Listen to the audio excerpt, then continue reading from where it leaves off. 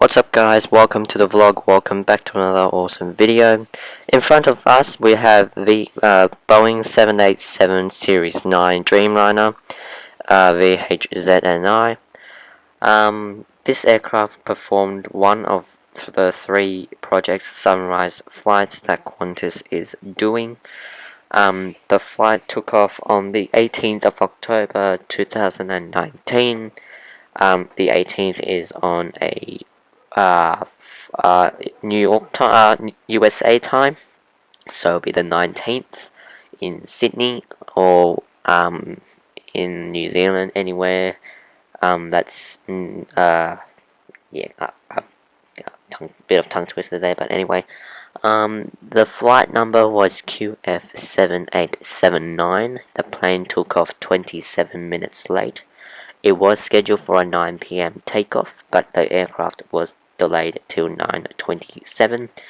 It landed in Sydney Kings Smith International Airport, Terminal 1 at 7:43. And also, this is one of three test flights that Qantas will be doing. The first one being operated, which just finished last weekend, as QF7879. The next one scheduled is in November, which is very shortly. Couple of days to go, around 6-7 days to go, before we touch into November, and the date for that second test flight, London Heathrow to Sydney International Airport, is still yet undecided. And once I have information, I will update you guys. So again, the plane was a Boeing 787-9 aircraft. The rego was VHZNI. At the end of this little speech I'm doing right now, I will be a interview, like a Q&A, that Alan Joyce will be doing. Please note that is the following footage that I'll be showing you guys is a 7 News footage, and I have contacted them.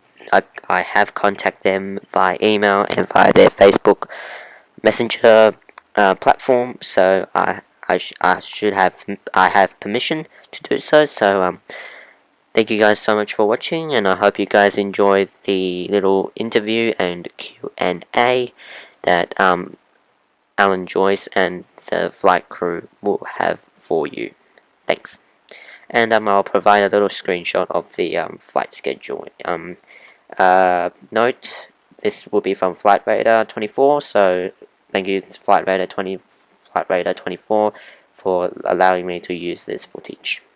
Can I welcome everybody here? Can I first of all introduce the captain of the flight, Sean Golding. Captain Sean, he flew the aircraft in and did a perfect landing this morning. So well done, Sean. And Lisa Norman, who's one of our senior captains that's worked on this 787 project since day one. This is a really historic moment for Qantas, a really historic moment for Australian aviation, and a really historic moment for world aviation. We're the first commercial airline to fly non-stop from New York to Sydney. This is part of our Project Sunrise, and this is the first of 3 test flights that's going to come up with recommendations about how we manage pilot fatigue, how we actually manage passenger jet lag. And after 19 hours on the flight, I think we've gotten this right. I feel like we've been on a flight a lot shorter than that, feel refreshed, feel great. And talking to all of the passengers, that was the commentary that came from it. It's amazing that we're coming up to the 99th birthday of Qantas in 2 weeks' time. Qantas has a history of being an innovator in aviation. We're the airline that flew the amazing Project Sunrise, the double Sunrise flights from Perth to Sri Lanka, which were 32 hours in the air. It was 1/3 of the distance we came, I think, last night, and it took us nearly twice. That took nearly twice as long as we did yesterday. But that's why that challenge, that starting point, has really inspired us to do Project Sunrise. And during those flights, passengers saw 2 sunrises. This morning, we saw an amazing sunrise as we were coming over Namibia. Yes. It was absolutely superb. So you can now do it with only one sunrise from those distances. So I'm really excited about this. I know all of our pilots are, I know all of our cabin crew are, I know that the hundreds of people that worked on this are. This couldn't have gone better. So I thank you, Sean, and thank you, Lisa, and thank all of the crew for an amazing job. And I'm going to ask Sean to say a few words about the flight. Sean. Right, thank you. Thank you, everybody. It's good to be here. The flight was very successful from two components. The first one was research. We're researching the effects of the long flights, the ultra long haul flying on our crews. We're getting a lot of data that's going to be analysed over the coming weeks and months, and also the feat of distance. That flight last night was 16,200 kilometres. We were airborne for 19 hours and 16 minutes, and we landed here in Sydney with a comfortable 70 minutes of fuel. So there was no doubt, and that was also against stronger headwinds than we'd actually forecast. So that was a success. The QF12 that took off out of New York, 3 hours ahead of us, we touched down just prior to the QF12 coming in here this morning because it had to stop via LA. So there was a 3-hour time saving just on that direct flight. So all in all, a great success on our part. Thank you. Lisa, do you want to say a few words? I think there's a tremendous amount of people and a huge team back in Qantas that go to make something like this so successful. I feel very privileged to be part of that team, and like Alan said, we had one sunrise on this one. On the next one, when we do this in November, we'll be coming from London to Sydney, and we will actually see a double sunrise, hence the Project Sunrise. And something very special and close to my heart, we touched down on the 20th of October today, which is 2 years to the day that I got the opportunity and the privilege to land our very first Dreamliner into Sydney. So whether you call that synchronicity or coincidence, I don't know, but very privileged. I'd just like to say a huge call out to the team back at Qantas, and obviously the team on board. Fantastic effort. And Sean, congratulations, well done. Thanks, Lisa. Well done, Lisa, and well you. done, Sean, again. Thanks, Thank you very much. Appreciate it. Thank you. We'll open it to questions. Let me stand back in the middle Yeah. then again. Do you see these flights becoming regular from next year? No, so I think the plan that we're working towards is making a decision on the business case by the end of this year, and it will likely be from 2023 when the aircraft are available. And we do want to see this to be a daily event from New York. It was amazing when I was in New York, the driver on the way to the airport, who was a New York Pakistani, said he was watching this on Pakistani TV. It's got the world's attention. And so we know that the demand is there, we know people are interested in it, we know people want to fly these and save the time. So we want to make this a reality by 2023 from New York and from London, and maybe from a lot of other destinations in Europe and North America that we can't reach in one stop today. Can you give us an indication of what's going to decide that business case? So it's always been, we're in negotiations with the manufacturer, Airbus and Boeing, about getting the right price and the right economics on the aircraft. We're in dialogue with our pilots about getting the right agreement to be able to do it. Part of the test that we were doing today is get the regulator comfortable, because at the moment we have a tour of duty limits of around 20 hours. Right, yeah. We want to get to 22, then 24 hours, which will allow us to do it. So we need to show that this can be done safely, it can be done with the rest that we have for the crews. And we believe that this data, this information will help us get there. And we need to get the product right. We're looking at 4 classes on the aircraft, including a special area for economy passengers to be able to exercise on the aircraft. We were doing that on the aircraft coming in. Passengers loved it. The passengers were really energized, and we want to have that dedicated area as part of the product development, which we're also working I think it was the Macarena, wasn't it? The we, Macarena. we literally did the Macarena on the aircraft. I'm not sure if that's going to be a common thing. You were very good. I was useless. And you were flying the aircraft. Yeah. Was this primarily a science experiment or a visiting exercise? It was a science research flight. I mean, the whole idea and the concept came from these guys who said we needed to do this. We want to see that this does work, and I'll ask Lisa to talk about how that originated. And then we thought we could do something with passengers at the same time as looking at the pilots and the cabin crew. And then we thought, well, since we are doing it, we know there's going to be a lot of worldwide interest. I think we've been overwhelmed with the worldwide interest. Yeah. It's been phenomenal. And you talk about the interest. You might talk about where it started, Lisa. So it all started, I don't know if Paul Kirby's in the, I've got to give him the credit for it. He's our fatigue risk management specialist, and it came from his idea. He said, because we go over and pick up the aeroplanes from Seattle in Everett, and he said, why don't we repurpose them? Do you think we could do some fatigue data study to support our safety case to go to a regulator CASA? And we looked at the opportunity, and it just grew from there. We've already been testing our pilots on the Perth-London sectors from a wellness perspective. We've got a very sophisticated fatigue risk management system that we've already incorporated, and this is just taking it to the next level.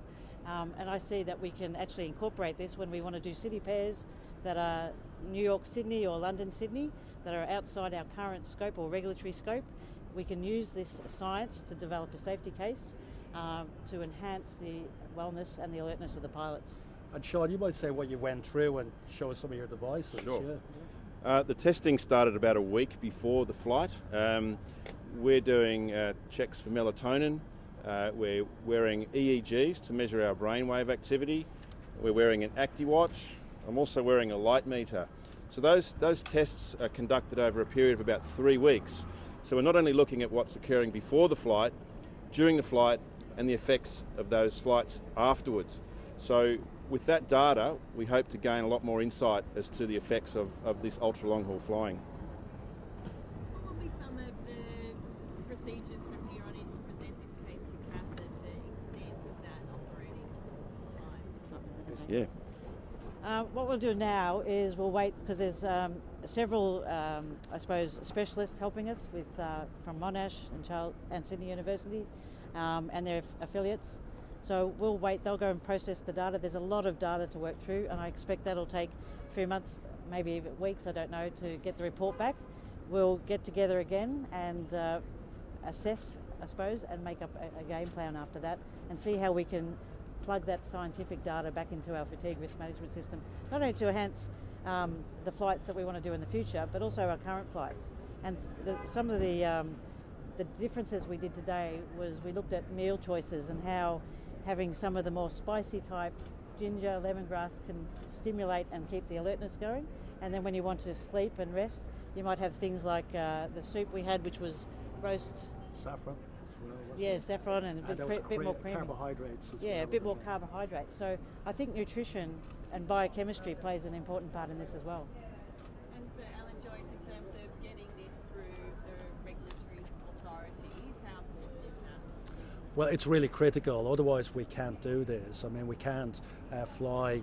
We would run out of hours with flights from London. So we know that is key. But aviation's gone through this over the years.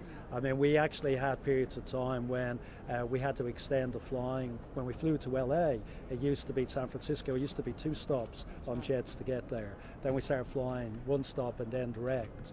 It's the same. Aviation goes through these phases. And I think probably our standards will probably be even higher than the regulators. If we're not comfortable, if these guys are not comfortable, if we're not comfortable with the cabin crew that we can do it safely, we won't do it.